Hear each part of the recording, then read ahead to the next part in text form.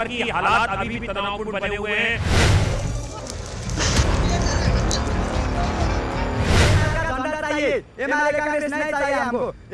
देखिए, इनकी मांग है नेपाल का झंडा लेना चाहिए।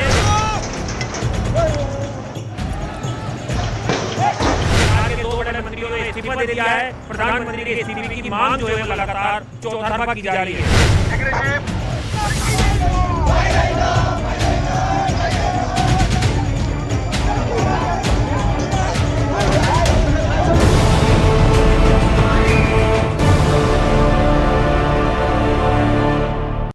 और नेपाल में क्रांति की लौ जल रही है जिसमें झुक गई है ओली सरकार। इसी बीच बड़ी खबर आपको बता दें, काठमांडू में नेपाल सेना ने मोर्चा संभाल लिया है। सूत्रों से खबर मिल रही है कि आर्मी चीफ ने पीएम ओली से इस्तीफा मांगा है। नेपाल के सेना प्रमुख ने पीएम ओली से इस्तीफे की मांग कर ली है। नेपाली सेना ने चीफ जनरल अशोक राज ने इस्तीफा मांगा है। नेपाल के भीतर हालात इस वक्त क्या है वो आप सब ने देखे हैं, कैसे नौजवानों ने ओली सरकार की जड़ों को हिलाकर रख दिया है। ये गुस्सा सिर्फ एक दिन का नहीं बल्कि कई महीनों का है। न नौकरी मिली और मिला तो सिर्फ और सिर्फ भ्रष्टाचार। जो जनता के हक हकूक का पैसा था वो सब यहाँ गबन कर दिया गया भ्रष्टाचार में। अब इसी पर ये गुस्सा है लोगों का। सड़कों पर उतर आए नौजवान। उनका कहना है कि हमारे हक की चीजें सिर्फ कुछ लोगों ने खाई, बिल बांट कर बंटाधार कर दिया गया नेपाल की अर्थव्यवस्था का। अब हमें हमारा हक वापस चाहिए। उनका कहना है कि जो ओली सरकार है जिसे हम चुन कर लाए थे उसने सिवाय अपने लिए काम करने के और कुछ नहीं किया। इसका नतीजा प्रदर्शनकारी वर्सेस सरकार की स्थिति आ गई है। और ऐसी हालत हमारे कुछ और पड़ोसी मुल्कों की भी हमने देखी थी। यही हुआ था बांग्लादेश में, यही हुआ था श्रीलंका में। सरकार के खिलाफ जब नौजवान लॉ लेकर चलते हैं तो कुछ ऐसा सड़कों पर या तो सेना अब दिखाई देगी। काठमांडू एयरपोर्ट को बंद कर दिया गया है। उधर केपी ओली पूरी तैयारी में है। उनके लिए उनका हेलीकॉप्टर तैयार खड़ा हुआ है कि वो अपनी बीमारी का बहाना बनाकर देश छोड़ने की फिराक में है, देश छोड़कर भागना चाहते हैं। ये भी खबर सामने आई है। लेकिन सरकार के कुछ मंत्री हैं जो इस्तीफा दे चुके हैं। लेकिन हम आपको ये भी बताते हैं कि ये एक पहला प्रदर्शन नहीं है। इससे पहले भी 2 बड़े तख्ता पलट नेपाल में हुए हैं 1960 में और 2005 में, जिनमें सत्ता सीधे राजा द्वारा अपने हाथ में ली गई थी।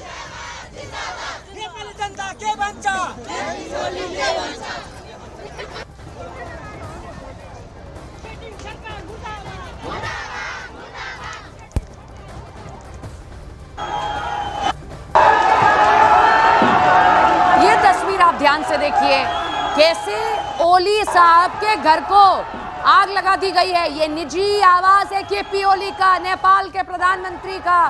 दू दू कर जलता ये जो घर है किसी आम व्यक्ति का घर नहीं है नेपाल में। ये घर है केपी ओली का, ये नेपाल के प्रधानमंत्री हैं। कैसे वहां के प्रदर्शनकारियों ने अब सत्ता की सुनने से इनकार कर दिया है और पहले वो सिर्फ आवाज लगाते रहे, लेकिन ये प्रदर्शन अब हिंसा में तब्दील हो गया है। नेपाल में बगावत की आग सुलग रही है। ओली सरकार झुक तो गई है लेकिन बवाल बरकरार है, क्योंकि झुकी अपनी एक नीति पर है। उस एक नीति ने लोगों के गुस्से को और ज्यादा भड़काया। ओली चोर है, देश छोड़ा है, देश छोड़कर जा रहे हैं। नेपाल इस वक्त जल रहा है और खास तौर पर काठमांडू में हालात सबसे ज्यादा खराब है। और उसके लिए अगर आप किसी को सीधे सीधे जिम्मेदार कहना चाहते हैं तो वो ओली सरकार को कहें आप कि ओली सरकार के खिलाफ ही ये नाराजगी है। वहां के लोगों ने किस तरीके का प्रदर्शन किया है, नारेबाजी की जा रही है, सड़कों पर लोग उतर आए हैं। क्योंकि सोशल मीडिया पर बैन लगाना शायद हम कह सकते हैं कि ओली सरकार की ताबूत में आखिरी कील ठोकने का काम था, कि कैसे ओली सरकार का वो एक फैसला लोगों के गुस्से को, जो अब तक से हमारे ज़हन के भीतर था, लोगों के ज़हन के भीतर था, वो सड़कों पर आ गया। सोशल मीडिया पर बैन लगाया गया, जिसके बाद लोगों ने कहा अब तो हमारी आवाज़ भी छीन ली गई, हम बोले भी कैसे। इसके बाद लोग सड़कों पर उतर कर आए और हालात अब आपके सामने हैं। नेपाल की हालत क्या हो गई है। लेकिन नेपाल में ये स्थितियां आज नहीं बनी है, ये बहुत पहले से चल रहा था। लेकिन अचानक ये सब कुछ इसलिए हुआ क्योंकि अब कमान सीधे सीधे जेनजी ने अपने हाथों में ले ली है। और इतिहास गवाह है इस बात का कि अगर नौजवानों ने क्रांति की मशाल को उठा लिया, या तख्ता पलट करने की सोच ली है, तो कई सारे देश रहे हैं जहां पर बड़ा तख्ता पलट हुआ है। मैं उदाहरण के तौर पर आपको बताऊं, सूडान में 30 साल तक सूडान की सत्ता पर काबिज तानाशाह अल बशीर को जनरेशन जेड की वजह से 2019 में अपनी कुर्सी को छोड़ना पड़ा था। 2018 में जनरेशन जेड के युवाओं ने रोटी और ईंधन को लेकर प्रदर्शन शुरू किया था। ये सूडान की हालत थी। श्रीलंका में देखिए आप, अभी हाल ही में हुआ था, ये तो आपको याद भी होगा, श्रीलंका में भी कुछ ऐसा ही हुआ था। वहाँ के जो शीर्ष नेता हैं उनको देश छोड़कर भागना पड़ा था। वहाँ भी संसद तक, घर तक लोग पहुँच गए थे। 2022 में भारत के पड़ोस में जो हमारा पड़ोसी है श्रीलंका, जनरेशन जेड ने लड़ाकों ने राजपक्षे की जो घर है हिलाकर रख दिया था। नौबत यह आई कि उनको देश छोड़कर भागना पड़ गया था। वहां पर भी यही लोगों की मांग थी। आर्थिक संकट खड़ा हो गया था श्रीलंका के भीतर, महंगाई बढ़ रही थी, लोग सड़कों पर निकल आए, लाठियां हाथ में ली और उसके बाद नतीजा ये हुआ कि वहां पर भी तख्ता पलट देखने को मिला है। थाईलैंड में भी ये सब हुआ था। 2014 में प्रयुत चान के नेतृत्व में थाईलैंड की सरकार बनी और चांद पर तानाशाही का आरोप लगा।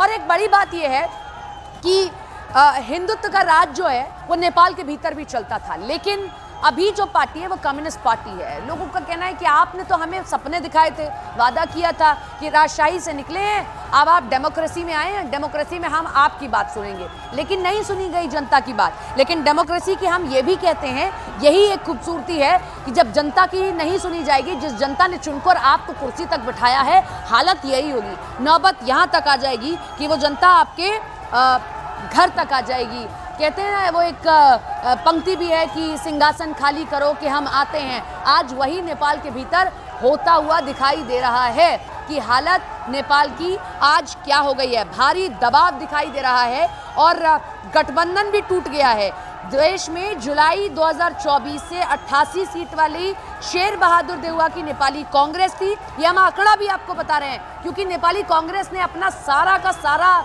समर्थन खींच लिया है। अब केपी ओली के पास में इस्तीफा देने के अलावा कोई और विकल्प नहीं दिख रहा है। इन सबके बीच में ये हेलीकॉप्टर की तस्वीरें आ रही हैं। अब इसको लेकर ये लोग कह रहे हैं कि केपी ओली भागने की फिराक में हेलीकॉप्टर उन्होंने अपना काठमांडू एयरपोर्ट पर तैयार करा लिया कि वो किसी भी वक्त भाग सकते हैं। 69 सीट वाली केपी शर्मा ओली की सीपीएन मिलकर सरकार चला रही थी, इसलिए सरकार गिरने की बात है। अब समर्थन भी नहीं बचा है केपी ओली के पास में, क्योंकि 88 सीट्स जो हैं वो नेपाली कांग्रेस की ओर से थी। अब नेपाली कांग्रेस ने अपना पूरा समर्थन खींच लिया है। 79 सीट्स रह गई है सिर्फ केपी ओली के पास में। सीपीएन यूएमएल की सरकार है उनके पास में, और नेपाली कांग्रेसी ने इस्तीफा दे दिया है। तो अब यहाँ उठा पटक होगी। नेपाल में पिछले 16 साल से राजनीतिक उठक पटक है, ये भी एक बड़ी बात है। कभी राजशाही, कभी लोकतंत्र, लेकिन नेपाल स्टेबल नहीं हो पा रहा है। नेपाल पिछले 16 साल से इस उठापटक को देख रहा है। वहाँ शायद राजनीतिक उठापटक ऐसी, इसीलिए ये हालात।